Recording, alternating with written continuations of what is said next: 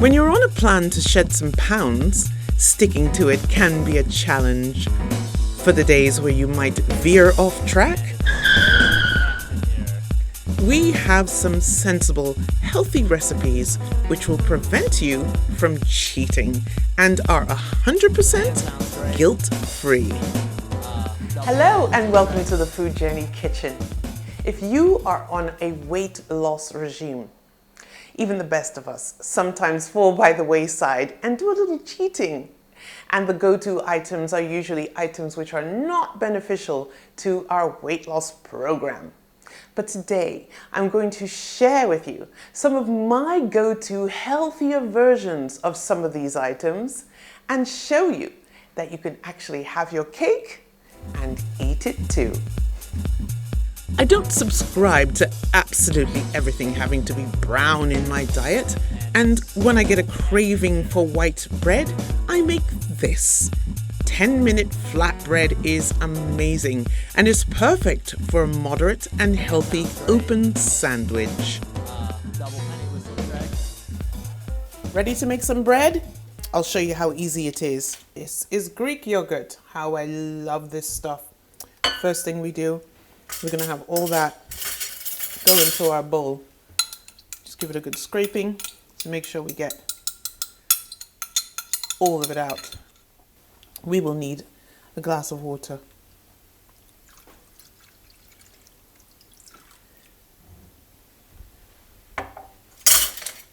We're going to add a pinch of salt and use our whisk to mix this all together. I want to make sure that we dissolve all the salt in the water and break up that lovely yogurt as well. I'm using self-raising flour for this bread and adding baking powder instead of yeast. There will be no waiting for a rise with this quick bread.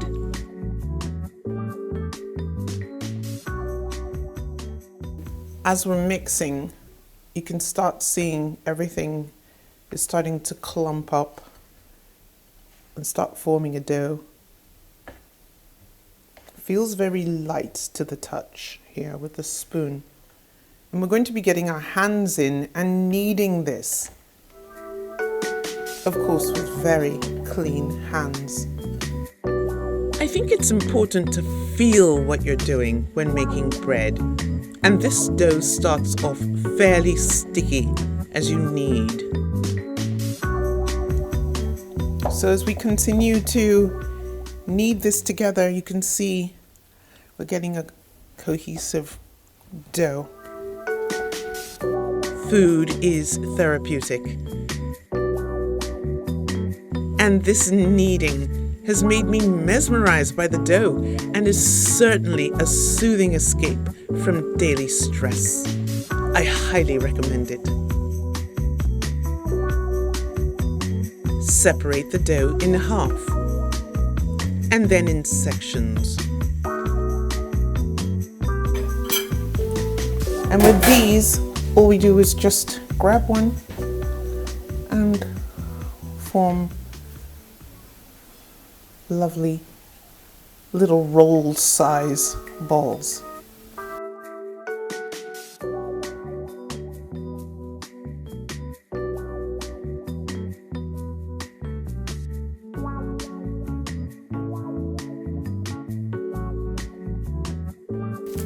So all we're going to do now is just cover with some cling film. Let's spread it out so that while we're working one of these, the others stay moist.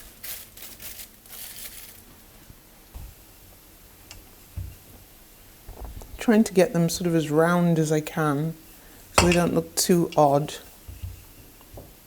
This slim offering will now meet your non-stick pan for a dry toasting on low to medium heat. If you look carefully, you can start to see some bubbles forming here. Things are rising. It's really 3 minutes aside for this to come out right. So here we go, we've got one ready. And let's get another one on so I can show you two examples of how to use this easy bread. Craving a good sandwich? Well, here are some moderate options for our homemade pita. We'll be using chicken breasts and swapping out the mayo for natural Greek low-fat yogurt, coupled with attainable simple seasonings and fresh vegetables. We're going to be making two open sandwiches, okay? The first one's going to be a beautiful classic chicken sandwich, and the second's going to be an open breakfast scrambled egg. I've got some beautiful Cameroon pepper, which I'm really falling in love with lately. I've got some chili. I've got some tomato. I've got rocket. We love this type of lettuce. It's beautiful. It's peppery, which is really going to be exciting in this open sandwich. Let's have a look at our chicken.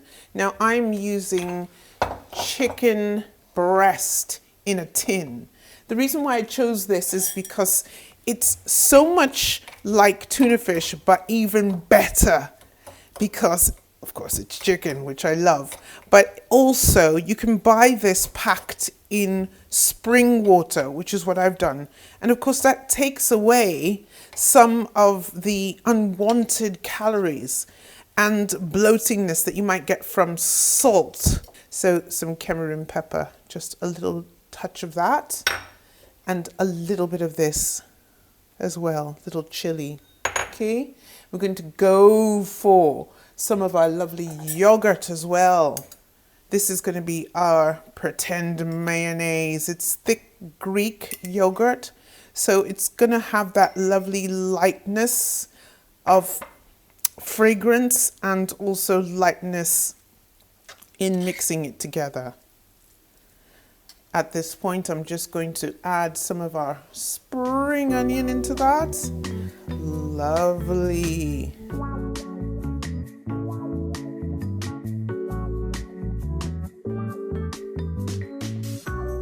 So we're making a beautiful sort of nest of rockets there.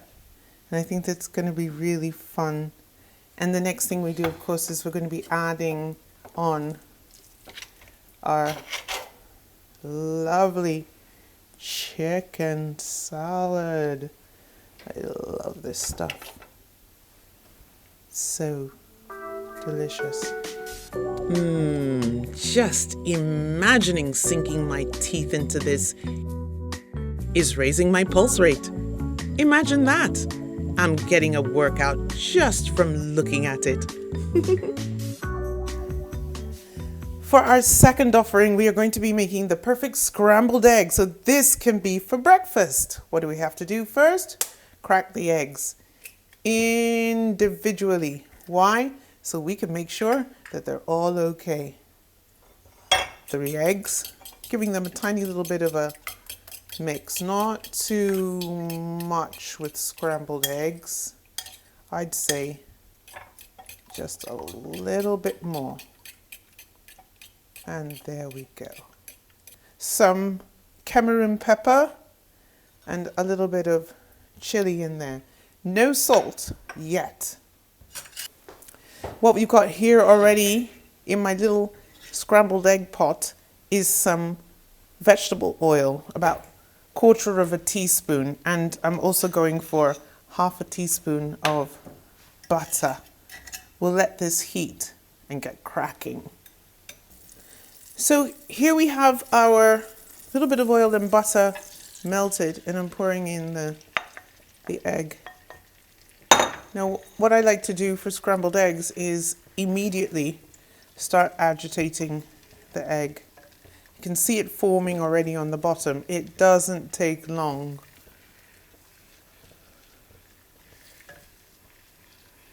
And you just keep gathering and gathering, like so. Now, some people like their eggs to be very well done. I don't. So what I'm looking for is getting it to the just about ready stage, just about fully cooked stage. And the way I'm going to achieve that is to control my heat.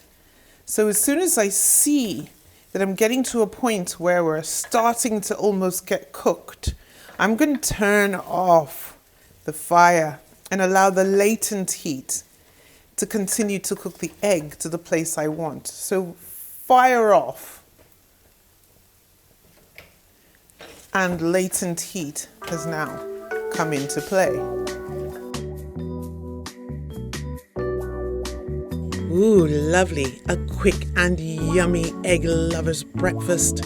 Perfect for a busy morning at the office or your morning cardio workout. Chocolate. Many a diet's danger zone, but only because it's processed with our favorite things. But today, we're offering a little bite-sized portion of chocolate made mostly with natural cocoa powder for satisfying those little tempting chocolate cravings. Starting off with warming up some beautiful condensed milk. Why am I doing that? I'm doing it because I would like the milk to be just a tiny bit more runny, and heating it up a bit will do that. I think we're good now. And we're going to pour and measure just under 1 cup, like that. Now that we have the evaporated milk warm, you can see the difference. It's less viscous. Fantastic. Let's shift our attention to beautiful natural Nigerian cocoa powder. And what we want is to sift. All this does is make the natural unsweetened cocoa powder more powdery and easier to mix together. Now you just want to start mixing this beautifully together, kind of going from the center out and drawing in as I'm doing so. The consistency that we're looking for is sort of a thick icing, really. So you want to just go at it, and you can see now that it's starting to get just a little bit thicker. Add more cocoa powder in little bits until you have a thick consistency like this. The rest is easy. Once you spread the mix in a plastic lined container, you can freeze it for 30 minutes to an hour or longer. 30 minutes later, it's all gone sticky and you'll need gloves. Once you've formed your little balls, drop them in for a swim in more cocoa powder and create the next perfect calculated bite of chocolate made by your delicate hand.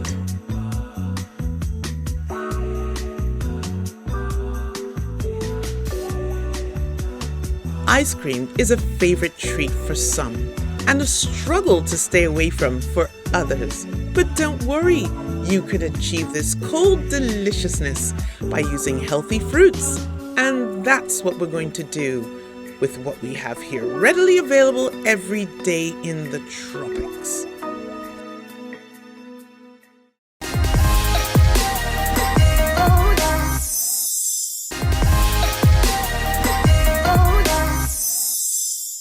Ready to make some ice cream? I'm excited. And it's mango season. So we have some beautiful mangoes here in Lagos at the moment. This is my go-to way of getting the flesh out of a mango. As close to the seed as possible. And there you go. You have a cheek of mango. And the way I like to get out the flesh, which is what we need for the ice cream, is to simply go like this, cross hatch it, not going through to the skin, and then simply open up like so. And you can see all the little segments of mango there, which you can now easily just cut off like that.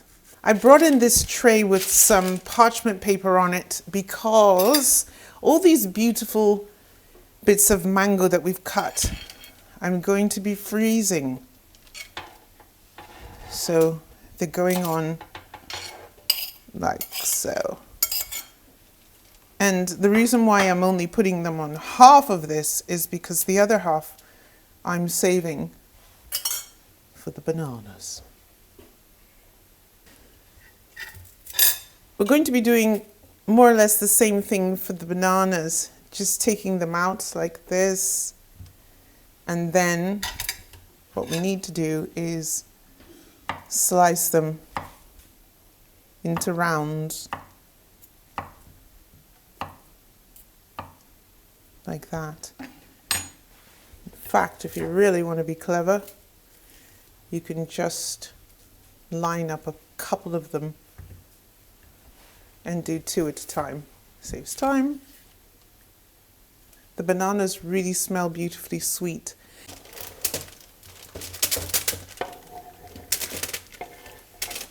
And what you want to do is just spread them out a little bit like this. Everybody stay on your side. And all we do now is take these to the freezer. To protect them, I'm just covering them over with a little bit more of the parchment paper like that, okay? So they don't get contaminated by other smells or anything else. And take them away. Hi everybody, I'm back. Ta-da! This is what I did earlier. Now, let's have a look at the extent of the frozenness. You can hear that.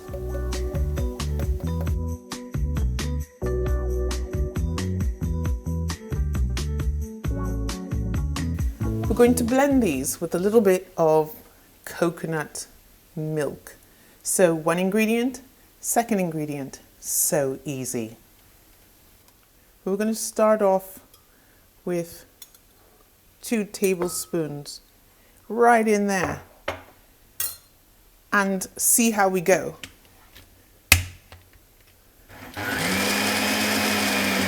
It's just a momentary spin needed for this to all come together.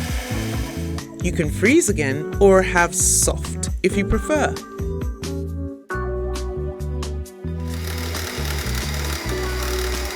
The mangoes are fibrous, and for that reason I'm using the food processor. What have I added? A splash of fresh lemon juice, and that's it. Let's have a look. Oh, lovely. This is what we want. So I'm just going to extract the blade and decant this beautiful mango and lemon, sort of like a sherbet almost. And we can just put this back in the freezer to get nice and hard. Or if you like it soft, you can have it just like this. I'm making a pineapple base for our presentation, which will be flavored with ginger. And this is going to make such a beautiful and tasty base for the lovely banana and mango ice cream. Here's your healthy ice cream. A fruit float with natural cocoa powder and almonds. It's guilt-free, and you can take that to the bank.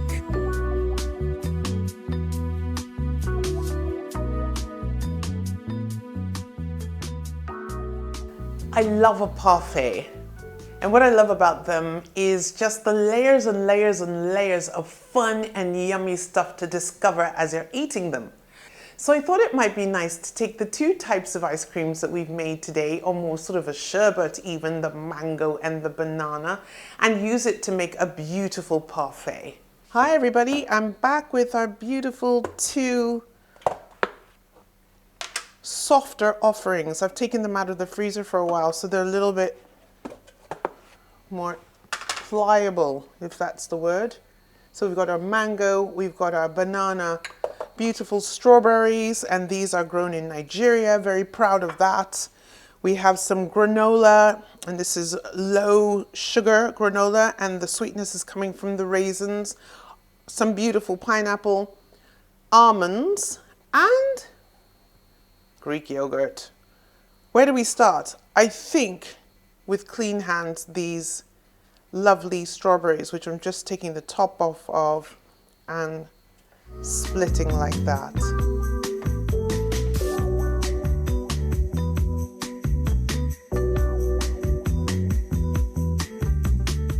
Okay, here's the fun part. I'm going to do 2 of these at a time. So let's spread everything out and then we can decide on our layers, because that's what a parfait is all about, the yummy layers.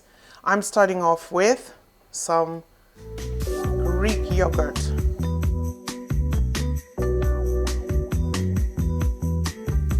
The mango. And look at that beautiful orange. There we go. So that's the next layer. So you can see how all the fun and interesting layers start to build up. So you've got this wonderful textural exchange going on here, which makes it all the more fun to eat.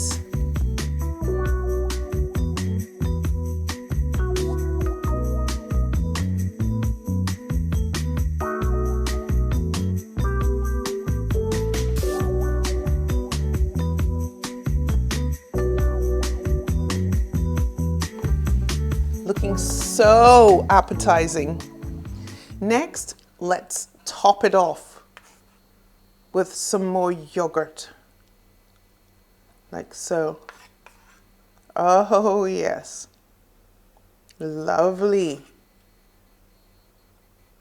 And for me, there's only one last thing to do. A few almonds.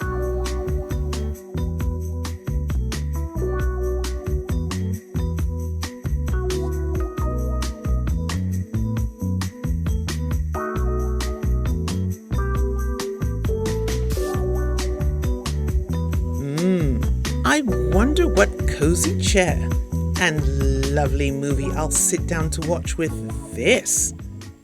And of course, a friend. Well, it's been fantastic sharing these healthy cheat recipes with you. And I hope you'll be able to go off and experiment with these and some of your own to share with your family and friends. I'm wishing you a very happy week and we'll see you next time. Bye. Food Journey has a new Instagram. It's FOODJERNY @Food Journey. So if you were following us before, please come and follow us here now.